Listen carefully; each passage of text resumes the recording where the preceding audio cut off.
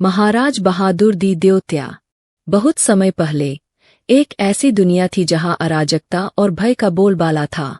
उस अंधकार में राजूत नामक एक सुंदर देश पर एक राजा का शासन था जिसका नाम बहादुर था, लेकिन सभी उसे दयालु बहादुर कहते थे। हरे भरे खेतों, जगमगाती नदियों और सुनहरी फसलों से भरे इस देश की असली खूबसूरती इसके राजा की करुणा में थी। जब बहादुर का राज्याभिषेक हुआ तो उसने लोगों के सामने प्रतिज्ञा की, मैं महल की ऊंची दीवारों के पीछे छिपकर शासन नहीं करूंगा, मैं भी आप सभी की तरह सेवा करूंगा।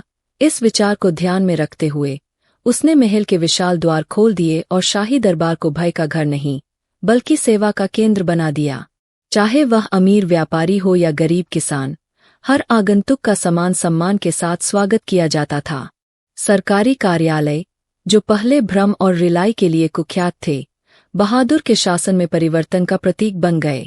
उन्होंने ऐसे अधिकारी नियुक्त किए जो न केवल हिसाब किताब समझते थे बल्कि लोगों की पीड़ा और भावनाओं को भी समझते थे। सुबह सुबह दफ्तरों के दरवाजे खुल जाते थे और मुस्कुराते हुए नौकर नागरिकों की शिकायतें सुनने के लिए तैयार खड़े रहते थे। शिकायतों का तुरंत समाधान हो जाता था और कोई भी राजा के दरबार से निराश होकर नहीं लौटता था। लोग कहते थे, राजा की धड़कन हर सरकारी हॉल में सुनी जा सकती है। लेकिन बहादुर जानते थे कि निष्पक्ष शासन ही काफी नहीं है। लोगों को भोजन, कपड़े और निष्पक्ष व्यापार की जरूरत थी। इसलिए उन्होंने बाजार पर ध्यान केंद्रित किया। किसानों, कारीगरों और व्यापारियों को प्रोत्साहित किया गया। भारी करों को हटा दिया गया ताकि छोटे दुकानदारों की कमर न टूटे। बाजारों में माल की कोई कमी नहीं थी।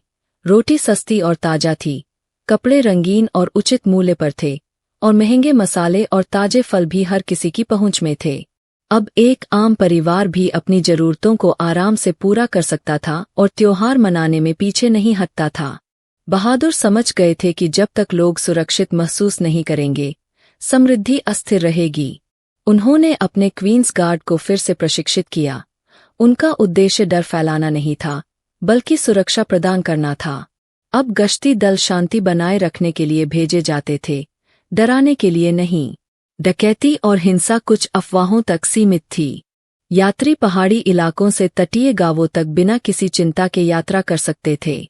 लोग रात को खुले में सोते थे, यह जानते हुए कि उन्हें कोई नुकसान नहीं होगा। लेकिन राजा बहादुर की असली महानता उनकी दया में थी। जब अपराधी दरबार में पेश होते थे तो बहादुर उनके गलत कामों के पीछे की पीड़ा सुनते थे। अगर कोई गरीबी के कारण चोरी करता था तो वह उसे सजा नहीं बल्कि मजदूरी और मार्गदर्शन कमाने का अवसर देते थे।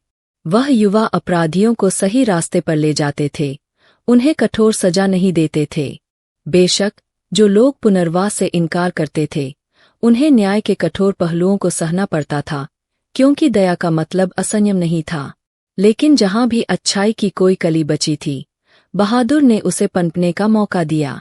समय बीतता गया और लोगों का बहादुर के प्रति प्रेम मजबूत होता गया, जैसे राज्य के महान वृक्षों ने जमीन में अपनी जड़ें फैलाईं। मेलों और त्योहारों पर लोग बहादुर की प्रशंसा में गीत गाते थे और नवजात शिशुओं को आशीर्वाद देते हुए कहते थे, मुझे आशा है कि तुम भी बहादुर की तरह दयालु और न्यायप्रिय बनोगे। राजा खुद अपनी प्रजा से उतना ही प्यार करते थे जितना एक पिता अपने बच्चों से करता है। अक्सर सादे कपड़े पहनकर वे एक खेत से दूसरे खेत जाते, मछली पकड़ने वाले गांवों में रुकते, व्यापारियों और कारीगरों से मिलते।